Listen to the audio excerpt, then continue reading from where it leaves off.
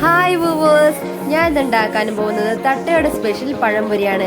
ഒട്ടും എണ്ണ കുടിക്കാതെയും അപ്പക്കാരും ഒന്നും ചേർക്കാതെ തന്നെയുള്ള ഒരു അടിപൊളി പഴംപൊരി. ഞാനിവിടെ കുറച്ച് പഴംപൊരിയാണ് ഉണ്ടാക്കുന്നത്, അതുകൊണ്ട് തന്നെ കുറച്ച് പഴം എടുത്തിട്ടുള്ളൂ. മാവ് തയ്യാറാക്കാൻ ഞാനിവിടെ 1 കപ്പ് മൈദാണ് എടുത്തിരിക്കുന്നത്. ഇതിലേക്ക് ഇനി 1 സ്പൂൺ പത്തിരിപ്പൊടിയും 1.5 സ്പൂൺ ഇഡ്ഡലിമാവും കൂടിയാണ് ഞാൻ ചേർത്ത് കൊടുക്കുന്നത്. ഇതാണ് ഞാൻ നിങ്ങളോട് നേരത്തെ പറഞ്ഞത്. ഇങ്ങനെ ഇഡ്ഡലിമാവ് ചേർക്കുന്നത് മൂലം മാവ് പെട്ടെന്ന് പുളിച്ചു വരാനും പഴംപൊരി ഉണ്ടാക്കുമ്പോൾ നന്നായി വീർത്തു വരാനും സഹായിക്കും.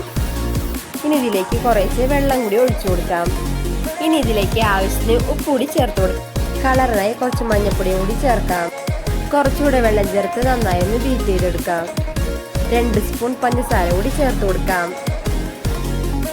ഇനി ഇത് നന്നായി ഒന്ന് ബീറ്റ് ചെയ്തെടുക്കാം. ഇനി നമുക്ക് പഴംപൊരി ഓരോന്നായി ചുട്ടെടുക്കാം. നമ്മുടെ പഴംപൊരി നന്നായി പൊങ്ങി വന്നിട്ടുണ്ട്. ഇനി നമുക്കിതൊന്ന് തിരിച്ചു മറിച്ചിട്ടൊന്ന് പൊരിച്ചെടുക്കാം.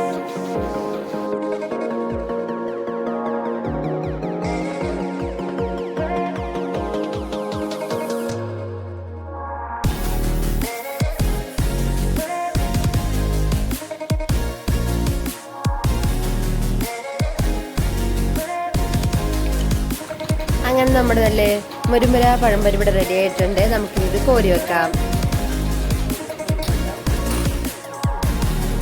എല്ലാവർക്കും എൻ്റെ വീഡിയോ ഇഷ്ടമായെങ്കിൽ ലൈക്ക് ചെയ്യാനും ഷെയർ ചെയ്യാനും സബ്സ്ക്രൈബ് ചെയ്യാനും മറക്കരുത്.